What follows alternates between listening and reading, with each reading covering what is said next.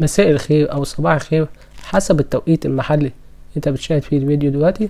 متنساش تعمل اشتراك وتتابعنا عشان يصلك كل جديد. النهارده هنتكلم عن مباريات كتير، اول منتخب مصر، الشباب، الاهلي، الزمالك، ليفربول، محمد صلاح، اللاعبين المحترفين بره. هنبدأ اول حاجة عن منتخب مصر. منتخب مصر للشباب للأسف قدم مباراة خيبة ظننا، والمدرب ما كانش قوي، واللعيبة تحس ان هي عاوزة حقن الكوارع ياخدوها عشان يقدروا يلعبوا البطولة. للأسف اللعيبة عندنا مهارات حلوة، بس اللعيبة مفيش لياقة خالص. لازما لياقة، لازما أكل صحي. شوفوا محمد صلاح كان بيتكلم على الأكل الصحي ازاي وأهميته. المفروض اللعيبة عندنا تبني صحيا وجسمانيا كويس عشان يقدروا يلعبوا قصاد الأبراج في أفريقيا. اللعيبة في أفريقيا الشباب السنغال النهاردة كانوا تحس ان هم لعيبة منتخب أول، جسمانيا كويسين، مهاريا مش قوي. احنا أخدنا جسمانيا السنغال وحطيناه في اللاعب المصري مع المهارة في اللاعب المصري، اللاعب المصري هو اللي يكسب، ونجيب مدرب يكون كويس للمنتخب. طبعا هارد لك اللعيبة، وإن شاء الله قادم أحسن. نيجي عند الزمالك. طبعا الزمالك موقفه صعب جدا بعد خسارة الترجي، هارد لك، بس يا رب الأيام الجاية يبقى يقدم مستوى أفضل وسط المشاكل اللي هو فيها. نيجي عند الأهلي. انت يا أهلي كسبت الماتش وجبت جون عن طريق شحتة.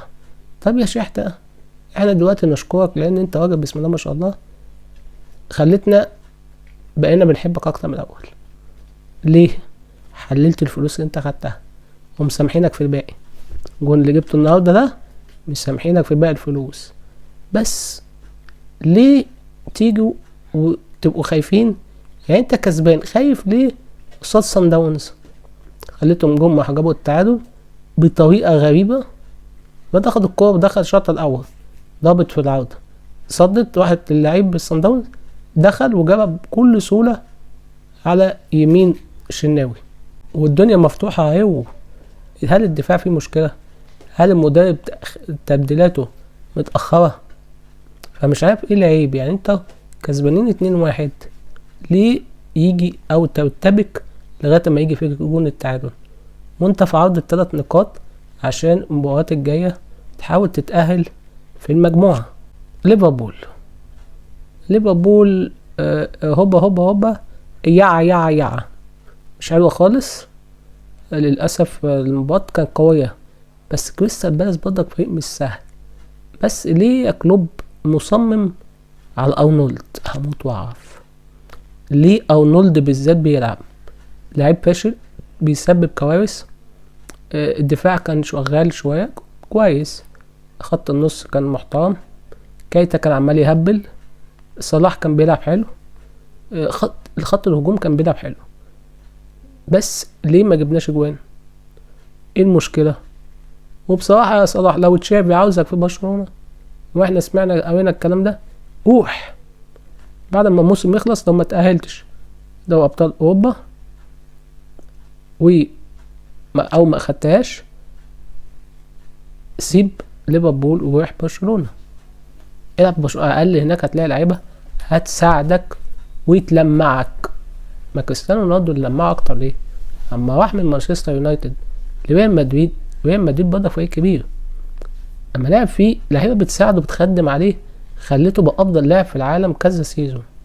انت برضك لازم يبقى معاك لعيبه تخدم عليك تخليك تبقى افضل لاعب سنتين حتى. عارفين انت بدأت تكبر في السن، لسه قدامك 4 سنين، لازم تلاقي حد يخدم عليك يخليك تلمع اكتر، تبقى افضل لعيب في العالم.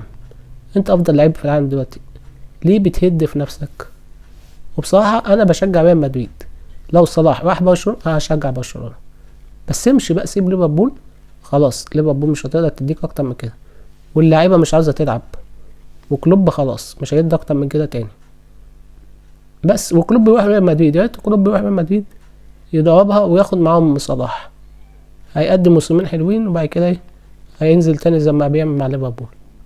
هارد لك ليفربول، ويا رب القادم يكون افضل. والنهارده الكورة يعني بسم الله ما شاء الله. ليفربول تعادل مع كريستال بالاس. عندك المنتخب المصري الشباب خرج، الاهلي تعادل، الزمالك خسر، اللعيبه المحترفه في الدوري الاوروبي ودوري المؤتمر الاوروبي تريزيجيه خسر. الدوري الاوروبي مصطفى محمد المدرب قعده في مباراة قصاد يوفنتوس وكانت مهمة، وهم كانوا متعادلين 1-1 مباراة العودة، قعدوا على الدكة ونزلوا بعد ما خربت مالطا. وعندك امام عاشور بيأدي كويس، فالدنيا مش عارف في ايه. هل احنا محتاجين دعوة، او اللعيبة بتاعتنا عاوزة حقنة لهيطة عشان تأدي افضل؟ يا رب القادم يكون افضل. متنساش تعمل متابعة والاشتراك معنا ليصلك كل جديد. سلام.